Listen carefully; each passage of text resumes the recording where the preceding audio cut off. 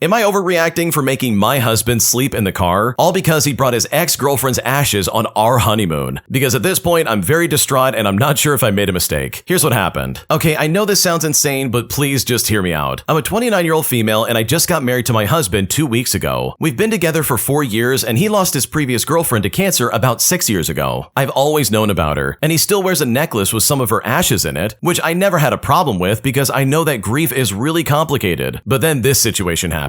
We went on our honeymoon to a beautiful cabin in the mountains, and the first night, everything was going great. We had dinner, we opened a bottle of wine, we lit some candles, it was super romantic. Then I noticed a small wooden box on the bedside table. I asked what it was, and he just casually said, "Oh, that's just a little bit of Lily. I always bring her to places that are special to me." Now, I thought he was joking, but he was not. It turns out he brought a small urn with his ex's ashes on our honeymoon, like the actual trip meant to celebrate our love and our new life together. I was so stunned that I didn't even know what to say. And that night, I asked him politely but firmly to please sleep in the car because I needed space to process. He said I was overreacting and disrespecting his grief, that Lily was part of his journey and it's not like she's here in person. But to me, it felt like he brought another woman, namely his dead ex, on our honeymoon. So seriously, am I insane here? I haven't told anyone in our lives yet because I'm afraid they'll think I'm heartless. But I honestly feel like this was way too far and I just don't know what to do. Okay, I really do feel bad for your husband because this is just completely out of touch. So much so that I'm not even gonna try and make a joke about it.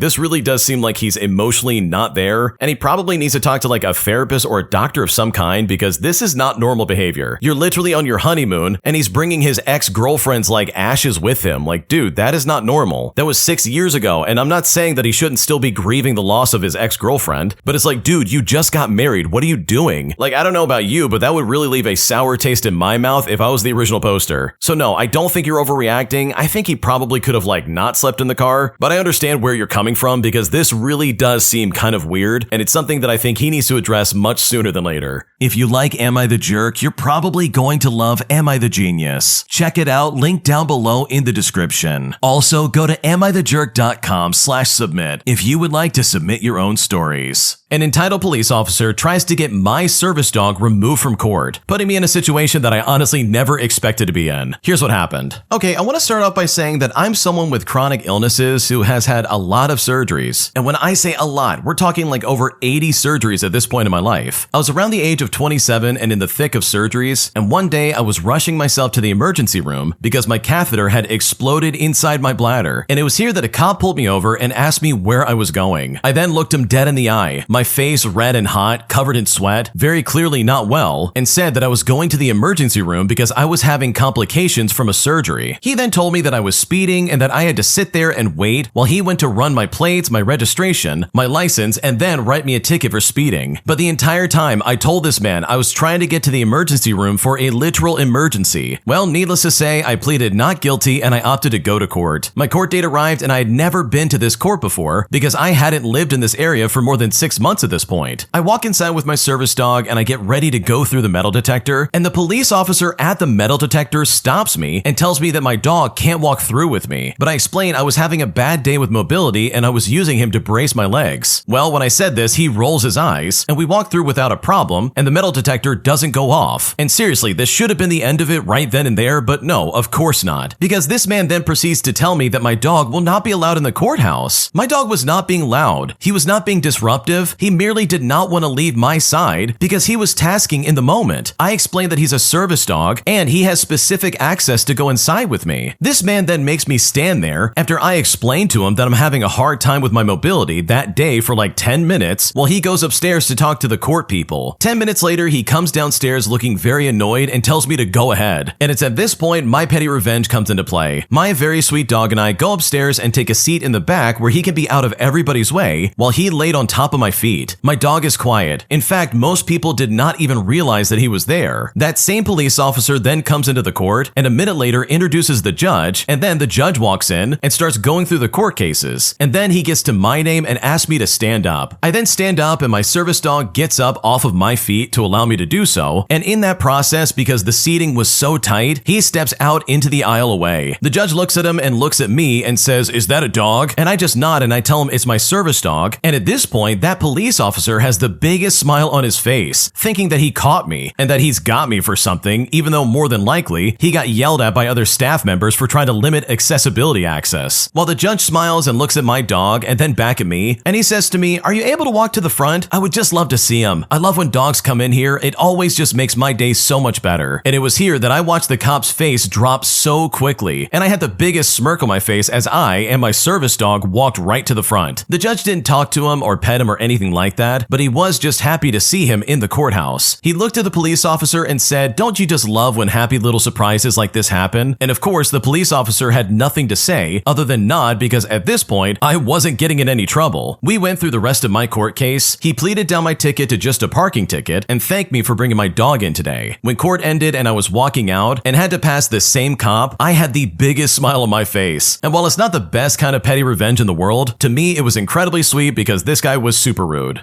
Yeah, it is not a good look to sit there and be like, you can't have your dog in here, and then try to be like, "Oh, you still can't do it. Don't care if it's a service dog. Sorry." Like, that cop's a complete idiot. Anyone with a brain, especially a police officer, would know that, yeah, you can have your service dog in a courthouse, because I'm willing to guess that it's probably super illegal to say otherwise. So honestly, I love the way you did get some like petty revenge, because this cop was completely out of line. My micromanager is one of the most annoying people that I have to deal with on a daily basis. So I decided to get some petty revenge by returning the favor in a way that she simply cannot ignore, resulting in me taking up more of her time than she ever asked for. Here's what's going on. Okay, so my team lead at work is a horrible micromanager, and it's in a way that seems to just exude control and be able to provide some sort of demand of her subordinates. And this gets on my nerves for many different reasons. This is the only job in our field of social work she has ever had, and she is specialized in a very specific part of this role. When she attempts to give direction to anything not related to her very specific specialty, it is extremely misguided and often incorrect and outdated, and if anything, just inappropriate. She has a very busy schedule that involves several meetings throughout the day, as well as attending rounds and covering for call-ins, etc. Well, my petty revenge towards her comes in the form of calling her at the most inopportune times just to give her reports on everything I've done so far that day. And I'm not asking for any direction, by the way. It's just one of those things where I'm like, this is what I've done so far with each of these complex cases in detail, as well as detailing who I've charted, who I've contacted, while explaining my plan of what I'm gonna do next. On days where she's been especially full of helpful directions, she gets multiple reports on everything I've done that day. And you know what? It brings me great joy in knowing that I've disrupted her workflow just a little bit, because the way she acts in this office is incredibly obnoxious. Okay, I gotta raise my hand here. I've done this exact same thing so many times. Dude, in the past I had a micromanager who was one of the worst people on planet Earth, because she acted very similar to the original poster's problem in this story. She was always asking for updates and wanted to know everything going on. And so you know what? I did exactly that. I said, okay, I'm gonna tell you everything going on and I'm gonna waste as much time as possible. And you know what happened? It eventually worked, and she stopped asking me to give her so much details. Like, who would have thought micromanaging the micromanager would like result in any kind of action? So I love the route the original poster's taking. They're saying to themselves, oh, okay, you wanna play ball? Fine, let's play ball. And that, in my opinion, is super funny, and I just love the way this went down. My boyfriend had a very weird reaction to my future salary as a clinical psychologist, as he's now essentially downplaying what I'm going to be doing with my career, while also trying to take away my enthusiasm for what I get to do. And at this point, I'm kind of concerned about this, and I just don't know what to do. Here's what's going on. I'm a 19-year-old female, and I've been noticing some concerning behavior from my boyfriend that's left me feeling very weirded out. We've been together for about 9 months, we are the same age, and I'm studying to become a clinical psychologist, while he's pursuing a career as a mixologist. A few months ago, he jokingly said, well, what if I go to trade school and end up making more money than you, and you went to university for all those years? And his tone when he said that felt mocking, and it rubbed me the wrong way, but I just brushed it off at the time. Well, fast forward to recently, and I shared my excitement about one day finishing my degree and potentially starting my career. He then asked me if I knew how much I'd make, and I said that I didn't know, and I just didn't really care. I mean, I am confident and I will be okay regardless. He then researched it and looked shocked when he saw the figures, and when I asked him to show me, he hesitated before sharing the information.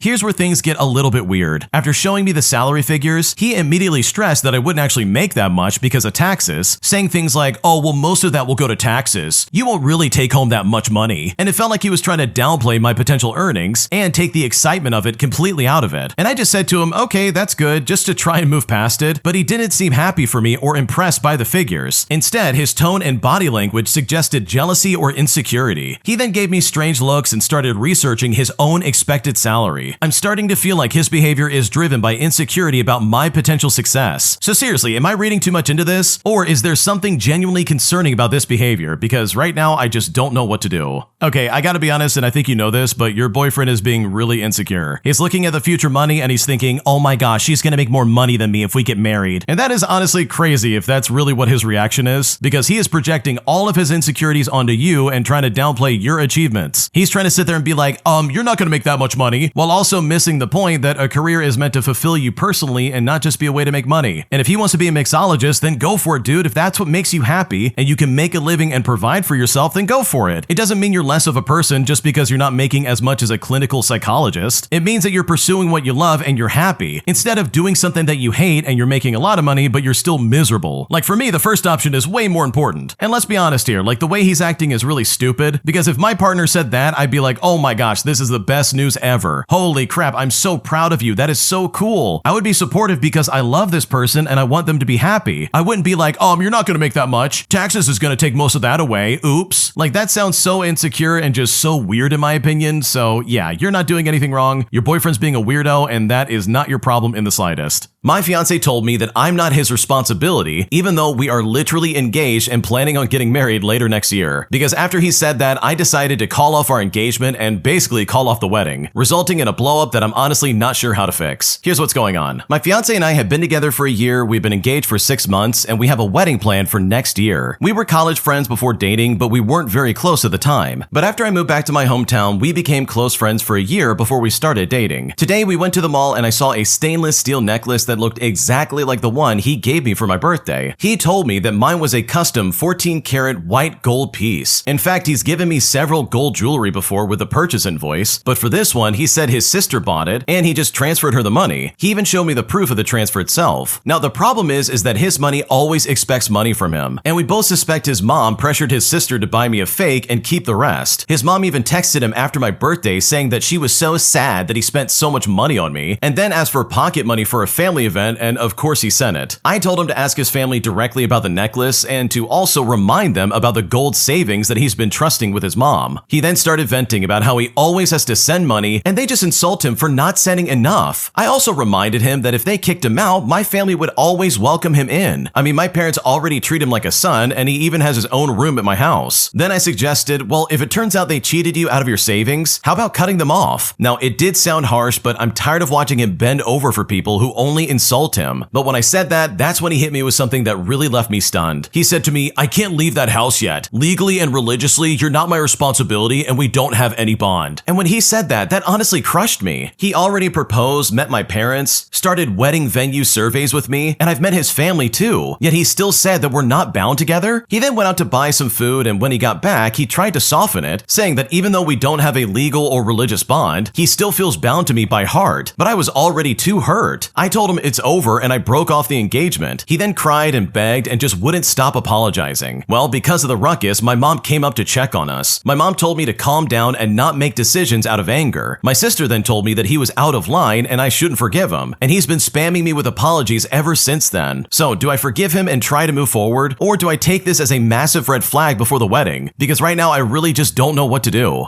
Okay, if I'm being completely honest, I think you guys are getting married way too fast. Like, holy crap, do you actually even know this guy? Like, what's going on right now? Also, his family sounds like they're the kind of people who will always take advantage of him. Like, I guarantee you they're gonna be asking for money pretty much until the end of time. And that's not fair for you or for him, like seriously. So I don't really blame you for calling things off, but also I would really reconsider if like getting married this quickly is what you should be doing. I know if I was in your shoes, I would not be doing that because that feels way too fast, but hopefully you're able to figure something out because this honestly just sounds like a nightmare to deal with. Am I the jerk for refusing to play nice with my parents after they literally replaced me in my own home? Because right now I really just don't know what to do. Here's what's going on. Okay, so my wife and I, both of us 24 years old, moved several states away from our families 3 years ago. And ever since then, we've only really visited them for the holidays. I've pretty much always had a passive relationship with my dad, especially after my stepmom and my stepsister were brought into the family. And for reference, my stepsister is 16 years old. I've tried to strike up text conversations with them every now and then, but it never seems like they care much. They even started flat out ignoring me after I told them about some changes in my life that they're not too happy with. During our visit last Christmas, my wife and I were supposed to stay the night at my dad's house before leaving to visit my wife's family. I didn't know until we got there that my stepmom's nephew, who's 18 years old, was staying in my old bedroom. It turns out he was having some issues at home and asked to stay with my family for just a few days. But a few days turned into a few months, and he had been living there rent-free ever since then. All my pictures on the fridge had been replaced with pictures of him, and during the Christmas dinner, my parents talked on and on about how excited they were to visit him at college to watch him play football. Now he's moved to a university that's about the same distance from my parents' house as my apartment is, which is about 800 miles, and they haven't visited me once since I moved there 3 years ago. I couldn't care less about having a relationship with my parents moving forward, but my grandmother wants me to make amends with them for the sake of keeping the peace. I'm closer to my grandmother than almost anyone else in my family, so her feelings are very important to me. I explained to her that I tried for months to talk with my parents, but they never answered and they left all my messages on read. She's upset with their behaviors, but she wants me to be responsible for changing things. But unfortunately, I like to be the one holding the matches when a bridge is burned. So am I the jerk for going against my grandmother's wishes and standing my ground on this? Because really, I'm still incredibly pissed off about this. Okay, someone in the comments section said this and I couldn't agree more. They basically said that you need to maintain your relationship with your grandmother, who obviously has like a vested interest in you, and just don't even bother with people who refuse to answer or like reach out to you. Like, these people do know the phone works both ways, right? And I gotta be honest, I hate this saying of like, oh, just keep the peace, because to me it feels like a dog whistle that, yeah, they know the other party is completely irrational and stupid, and you're the only person that actually can fix this instead of them. Because good lord, you haven't done anything wrong. You've tried to reach out, you've tried to be like open and available, but they're not reciprocating, and it really seems like they just don't care. So no, you're not the jerk. I don't blame you for not wanting to apologize for something you didn't do, because this situation really falls on your parents and not you.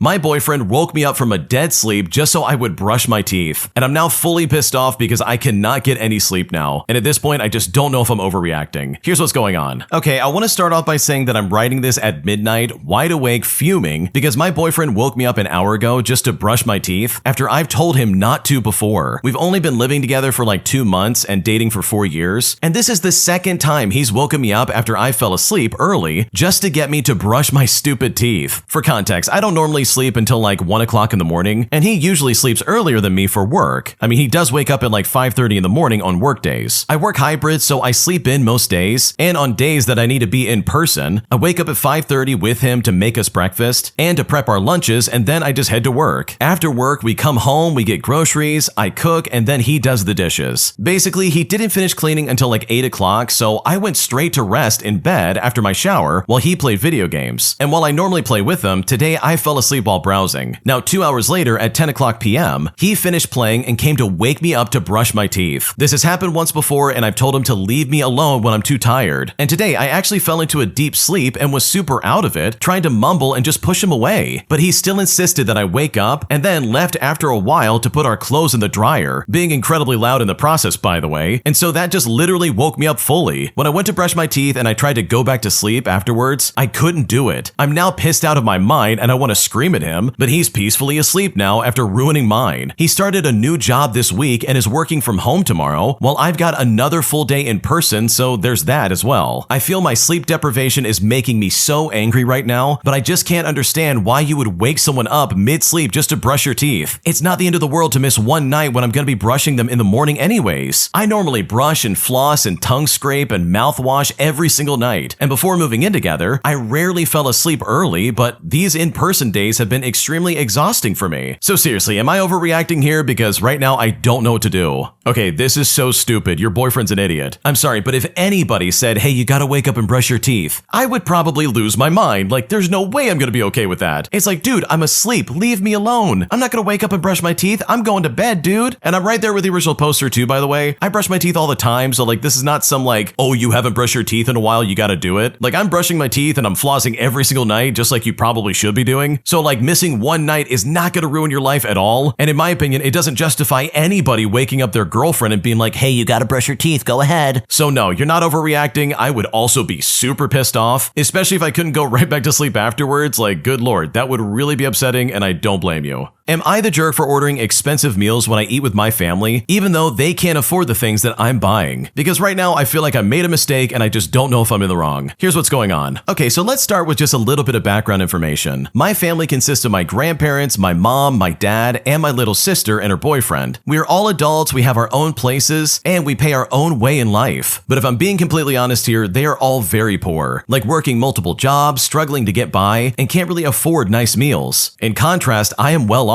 I moved out and worked multiple jobs while in college in order to be able to afford it, as well as just any life expenses. I had days where I couldn't afford food, I lived in a terrible housing situation, so seriously, I know what it's like and how hard it is. And so with that bit of context, here's the situation. We sometimes go out to eat like a few times a year. It's always planned by my mom as a birthday get-together during my birth month. However, every time the bill comes out, everyone's suddenly going to the bathroom, they're on a smoke break, literally do anything and just pretend the bill isn't there. So I end up paying for everyone, even though it's supposedly my birthday dinner, and I didn't plan anything or even pick the place out. And this year, lo and behold, they tried to do this again. I tried to cancel, citing low funds, and ended up just saying in advance that people should pay for themselves. Everyone ended up ordering less food, used coupons, etc., and made comments about me being off the hook. I also ordered a decently priced steak to share with my fiancé, and it's here that they made comments and gave me looks. So seriously, am I the jerk for not paying for everyone else while also ordering a nice steak when they couldn't even order something nice like that? Because right now I'm very frustrated and I just don't know if I'm in the wrong. Okay, I gotta be honest, I really agree with a lot of people in the comment section here, because sure, it is kind of weird that they're always trying to get you to pay for everything, but in my opinion, if you know your family's struggling and you know they can't afford some of the things on the menu, then maybe just pick something out that's not as expensive on the menu. I don't know, maybe that's just me,